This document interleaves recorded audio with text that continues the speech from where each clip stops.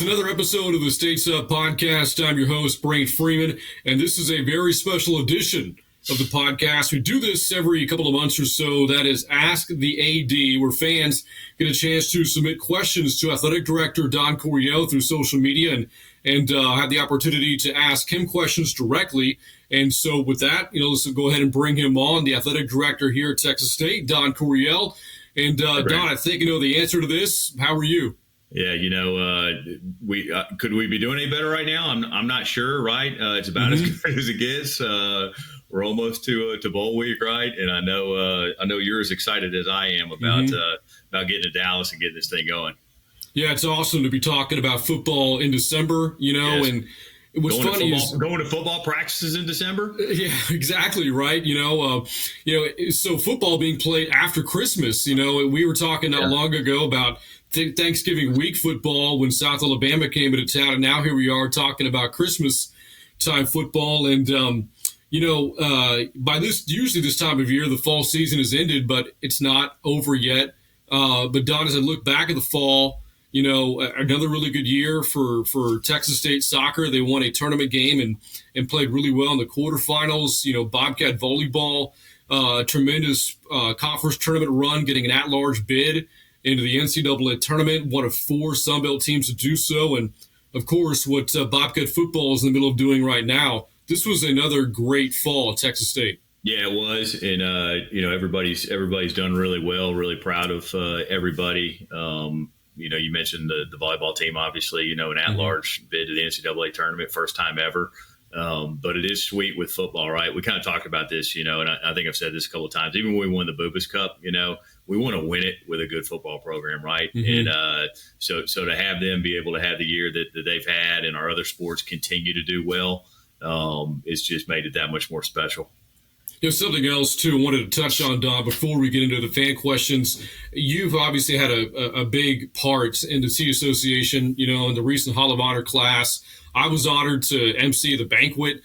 Drew Fucci, Bridget Foster Hilton, a couple former track stars, Kevin Georgitis, a great football player in the late 70s, and Tyler Sibley, of course, part of one of the great stretches in Bobcat baseball history, all inducted into this year's T Association Hall of Honor. That was a really great class. Yeah, it was. They're all really good. It's interesting when you look at that ballot, and our board of directors have a really tough task of deciding who's going to be selected each year. There's so many good representatives from all of our different sports. I feel like every year we say, man, this is the best class. And in some regards, almost every year it is true. But yeah, a real special class. I think we talked about it. You got a national champion in there. You've got a Olympic, a 4-time Olympian, I believe. You've got, maybe the grittiest, toughest baseball player we've ever had here. And then you talk about Kevin Georgitis. What was he, second all time in yards rushed, at a time when you were probably playing 10, maybe 11 games a season. So again, really outstanding student athletes and Bobcats. It's always great to have them back on campus and recognize them for what they did as Bobcats and also what they did, since they graduated. And they're all really successful people too. Yeah, it was really cool to every year T Association, weekend Cup falls in the final home game of the year. So not only to recognize them at halftime of that game, but the game itself, Don, it's on national TV. It's a chance to end the regular season with a bang. And to do so in that fashion against a good South Alabama team, what a way to cap off a great regular season. No, I loved it. That might have been the most enjoyable game for me of the year, honestly.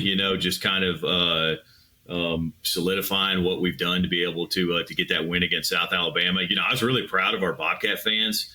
for showing up for that game. We've had other Thanksgiving Day games, and I was a little concerned, right? What was that weekend going to look like in terms of people in the stands? And man, they came strong. We had a great atmosphere, and everybody got to celebrate together and really kind of, obviously end that home season on a really positive note, just kind of show everybody that, hey, we're where we expected us to be, but also, we're a really good football team. We're 7-5, and I think to get that last win against South Alabama, who had a great season the previous year, always plays us tough, had some really good wins, including a win at Oklahoma State. I think it just kind of reaffirmed that, hey, we're ready to go bowling. Yeah. By the way, crazy little side note, in that South Alabama-Texas State series, the home team has won every time. Let's just hope that streak ends next year. It's really interesting, right? Yeah, it is. Yeah, so here's to ending that next year in Mobile. So sure. Yeah, we'd love to. All right. Well, Don, I get to ask you questions all the time, as we know. But again, we do this with you every few months or so. So let's go ahead and fire up the questions, courtesy of our fans from social media, across Instagram, Facebook, Twitter. We're going to recognize those who ask the questions and then ask the question they submitted. First one comes from Texan Vet on Twitter. What were some of the biggest factors in landing at the First Responder Bowl versus other bowls that have Sunbelt tie-ins? That's a great question. I'll give it my best shot. So ESPN owns the First Responders Bowl, and I believe they own 17 other bowls. And, they own 3 of the 5 bowl tie-ins for the Sunbelt Conference. And, essentially ESPN is going to work with the Sunbelt Conference. They're going to work with the bowl directors to really kind of see what that best matchup is, right? And I think for us, the location in Dallas was key, and obviously, a great fit, in my opinion, for our program. I think some fans may think that we kind of control our own destiny, or maybe we have a choice of where we're going to go, and it doesn't necessarily work like that. We kind of rely on our play on the field, right, which was so great to get that 7th win, right, and be more appealing. And then we rely on, really kind of the support of the Sun Belt to make sure that we get the best bowl and matchup possible for us. And again, being in Dallas, against a team from the American Conference, what an opportunity for us. What a great place for Bobcats to go to for their first game.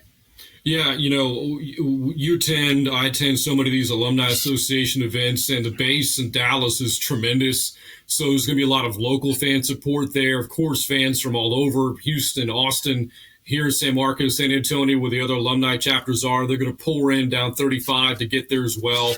And Rice should have a good showing as well. So the environment there, for a day after Christmas game should be really, really good. Yeah, I agree. Yes, I totally agree. After Christmas, you don't know, right? Is that going to affect some people's some travel, or are people not going to be able to do it? But our fans are really excited about it. They're buying tickets. We're selling really well. The director of the bowl there has been very complimentary with us in regards to how many tickets we sold. They're excited about having us, and I fully expect us to have a great crowd there.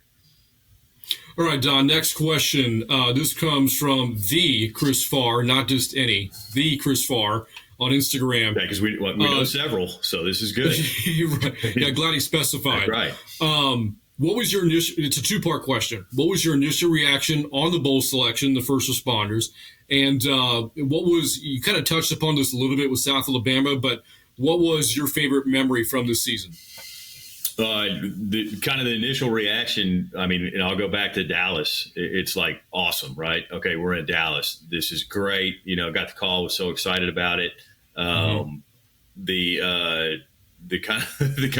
next thing was, all right, I need to quickly get on the phone and make sure GJ knows where we're at, make sure Kelly Danfus knows where we're at.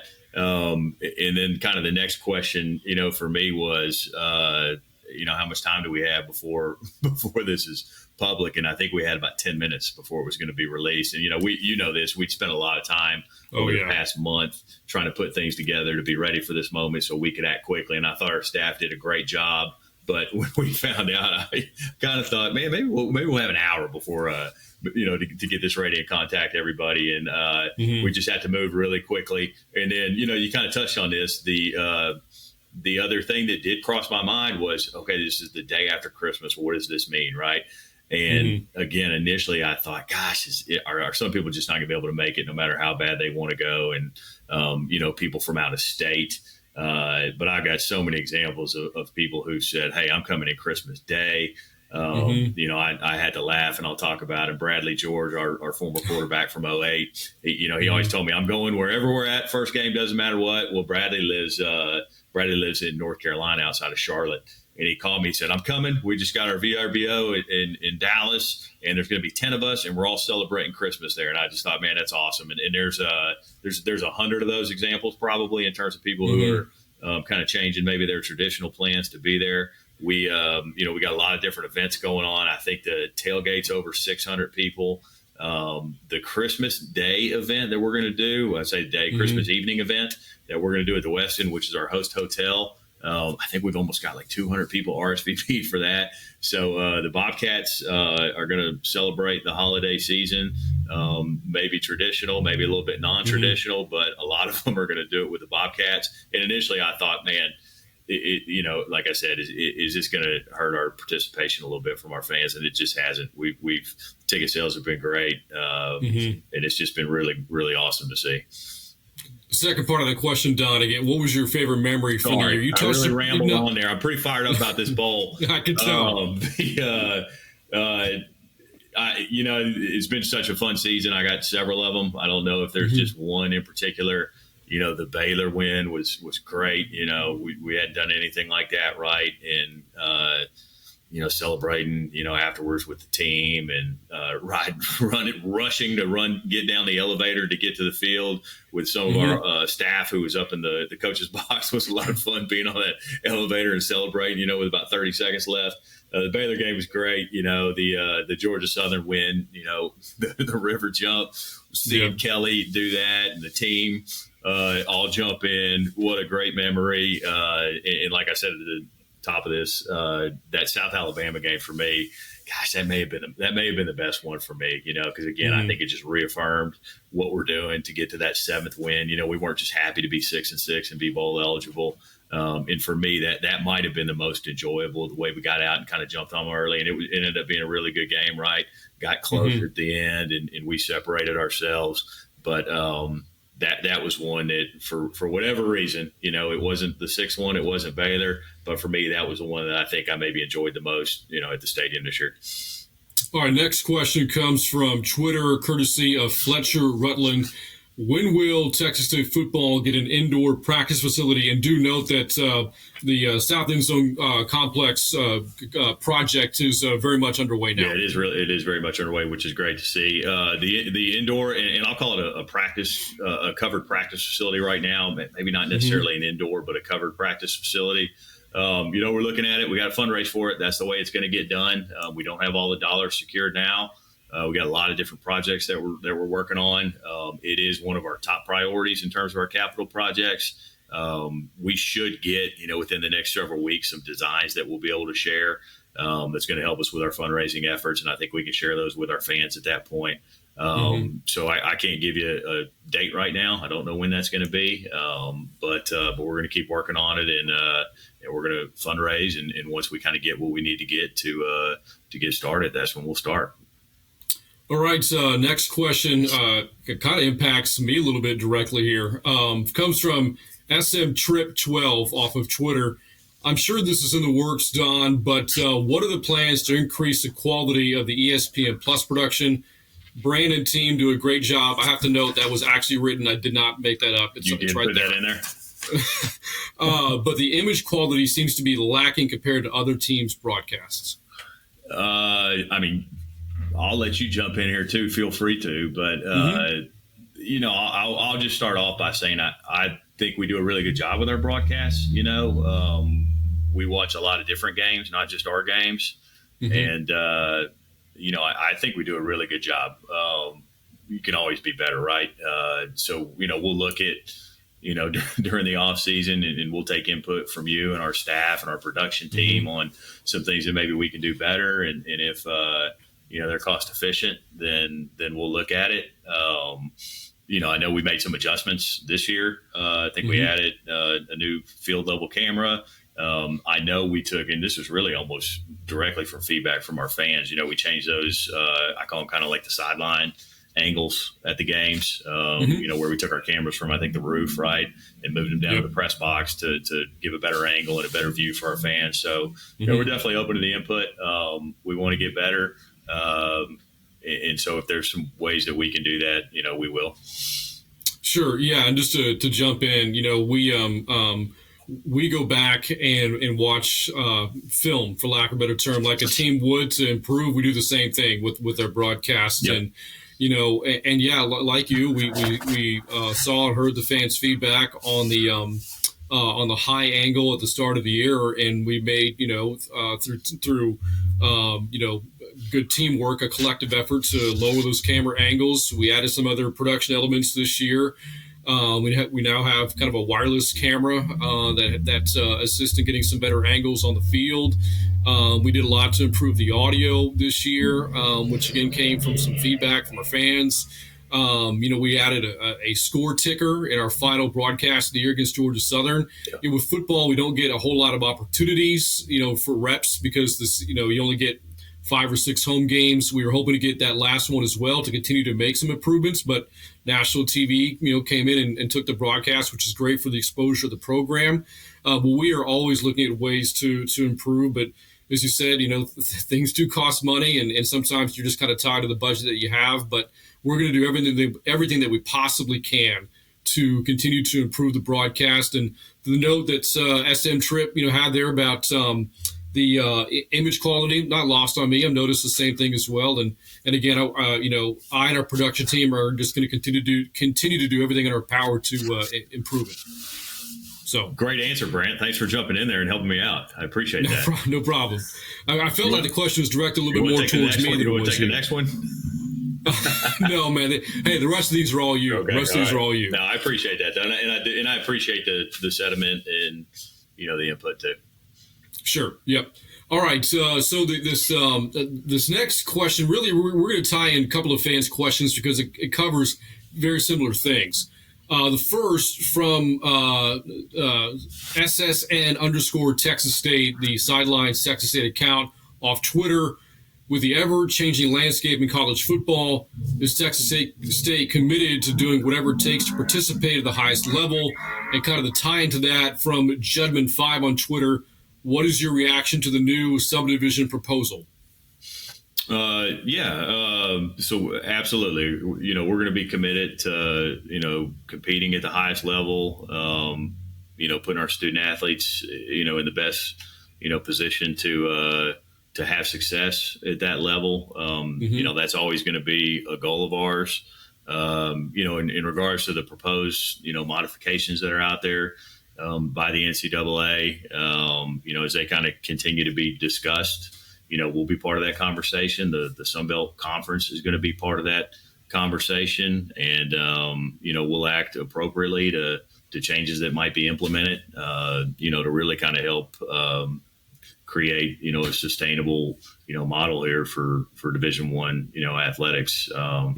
But yeah, we're here to compete, right? We're here to win, so we'll do what we need to do that. All right, so we're getting kind of pairing up a couple of questions here because it covers the same topic. First, from Curtis Spillman on Facebook, how much of a raise are we giving Coach Kenny? And then from David Munoz on Instagram, are there plans for extensions for Coach Kenny and the assistants? We've got to keep the band together. Yeah, we're working with Coach Kenny. Obviously we're really happy with what he was able to do in the first year. So we're working with him to to keep him here. We want to be our coach for a long time. So there are plans being made. Those conversations are being had. We want Coach Kenny here for the long haul. We want to commit to him, and we want him to commit to us. All right. Next one from Ed Dillon off of Facebook. Is money being set aside to improve facilities for athletics and races for assistant coaches? It will cost money to stay competitive in future years. Hopefully, Texas State is committed to this. In short, yeah, I mean, those are priorities for us, right? You always want to keep good people in place. We got to continue to build facilities. Is money being set aside? That's kind of an interesting way to phrase it, I guess. We've got a we've got a reserve here that we can operate out of for things like that. Ideally for us, so to really kind of move the needle with what we want to do, we gotta find ways to increase our revenues, right? That's where we're going to see our biggest swings and probably biggest differences in how we operate. With expenses going up across the board, we got to find a way to bring in more money. So we're putting a lot of effort towards that, and some of the stuff that we do, even down to the kind of those support our success, packages that we put out yesterday. Those are help us to cover some of the new expenses that a bowl game does bring, right? So yeah, to answer the question, absolutely, right. We're going to always work to have dollars to improve our facilities, to keep people here who are doing a good job. But a lot of that is going to be predicated upon how much money and support we can fundraise for. All right, next question from Barry Lewis Glasscock on Facebook. Will you be going with golf cart escorting service from the game day shuttle again next year? Can't believe my friends and I didn't take a pic when you picked us up. I hope so. I plan to be there. Okay. I'll still have the golf cart. Yeah, that's funny that he mentioned that. Yeah, for sure. Again, this just kind of goes back to, we talk about it all the time, just trying to have an overall really good experience for our fans. And if it's something as small as me seeing somebody walk through the parking lot, hop in, because I do it all the time. I'm sitting there driving a cart around, and I got room for three more in there most of the time. Hey, jump on. Where are you going? I'll give you a lift. We're heading the same way. So yeah, that's funny that he says that. But to me, it's just kind of more about being accessible, right? And making sure that if there's a way to improve our fans' experience, even if it's a little thing like that, let's do it. So yes, I hope to be picking however many people up as possible next year. All right, this next one is part question, part offer here for you, Don. When are you going to come into Razor and Whiskey for a haircut? First one is on me and a glass of whiskey or old fashioned. It's a solid market. That's a marketing prowess right there for him to be able to get this message in during the question about his business. I got to give him props, right? Yep. Got to give him props for that. I'll take it. Who can turn down that offer? So yeah, I'll go in there and get my hair cut. That's fine with me. I'll pop in there next month. Does he take walk-ins? Does he mention that? He does. And by the way, I forgot to mention his name, Eric Swartz Castro on Instagram. You look him up, Don. I know who Eric is. Eric's reached out a little bit. We've talked to Eric a little bit, and he does a good job of cutting some of our staff's hair and cutting some of our student athletes' hair. Yeah, I need to jump in there and try and get a cut. I could probably use one right now, maybe before the bowl game. Maybe I'll pop in there next week. There you go. All right, next one from Brandon Nash on Facebook. What's your favorite food after the game? And notes that it should be Waterburger. It should be Waterburger? That's what Brandon says. Waterburger, good partner at Texas State Athletics. So I'll throw some Waterburger down. I got no complaints there. I can say it's Waterburger. If it's a road trip, usually what we're eating afterwards is whatever our director of football ops, James Sherman, prepares for the team. We usually grab that. But Waterburger works. If it's after a home game, we're usually getting home too late. So, and you know that, right?